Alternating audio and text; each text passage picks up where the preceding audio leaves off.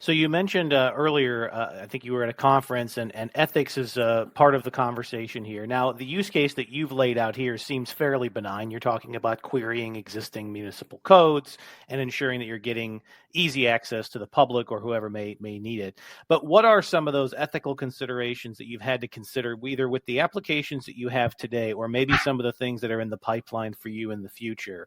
Um, there are so many conversations around this at a high level around its application in business, but in particular, I'm sure that for local governments, it's an even a more acute concern. As you said, the risk tolerance is next to zero. So what are some of those things that you've had to wrestle with, or that you and your peers in the company have had to think about as you start rolling out the first versions of your solutions? Well, I'll start with our own challenges in the company. You potentially are engaging with a municipality or a government, and there's a lot of privileged information, not because it needs to be a secret, but because maybe it's pending lawsuit, or maybe it's somebody's social security number in their employment application.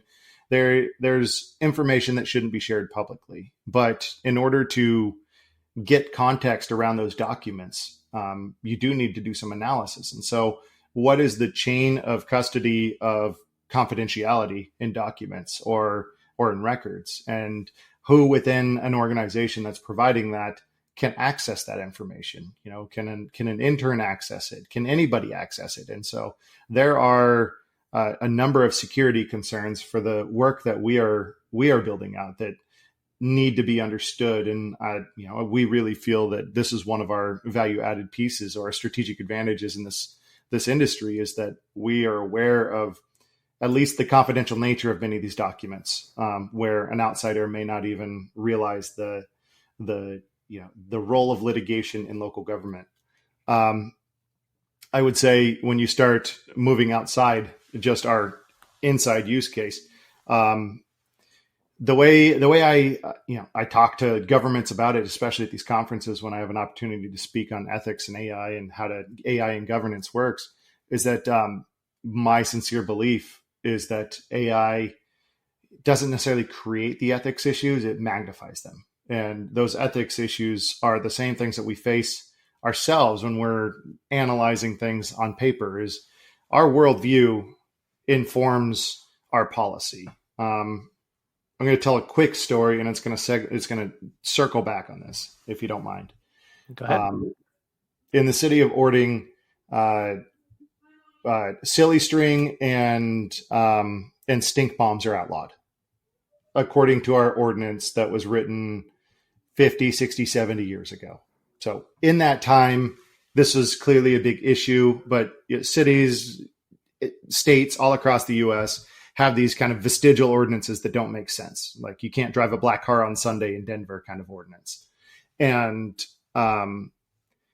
when you look at the ordinance, and it's not just you can't do this, but ordinances also have like the enforceability and all that other stuff. When you look at the enforceability clause in the ordinance about who's going to enforce it, it's the chief of police or his designee.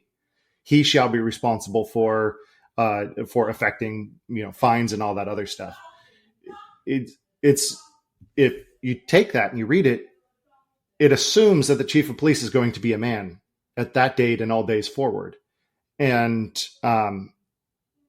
it's easy to look back and say, oh, they were pig-headed or something like that. But you got to take the data that they had at the time, and they established policy based off the data they had.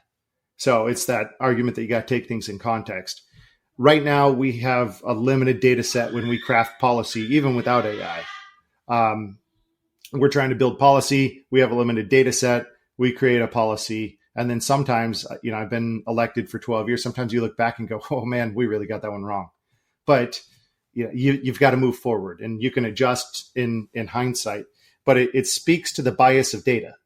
Is that if the data that you have is biased, or your data universe is biased, then the results that you're going to get are biased. And when we're talking about AI, if AI is helping you analyze a problem, helping you craft a solution, and helping you perhaps even lobby to get enough votes for your solution, all of the data that it's capturing and it's assisting and how it's magnifying your voice may be magnifying your bias.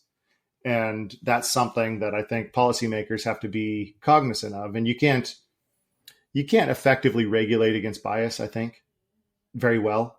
You can try, but they have to be aware of the ethical implications of not knowing what it is that they're championing. If we cede too much of our ability to understand a problem, craft a solution, lobby for a solution, and implement the solution, if we push too much of that off onto this faceless robot, there's a huge ethical concern there.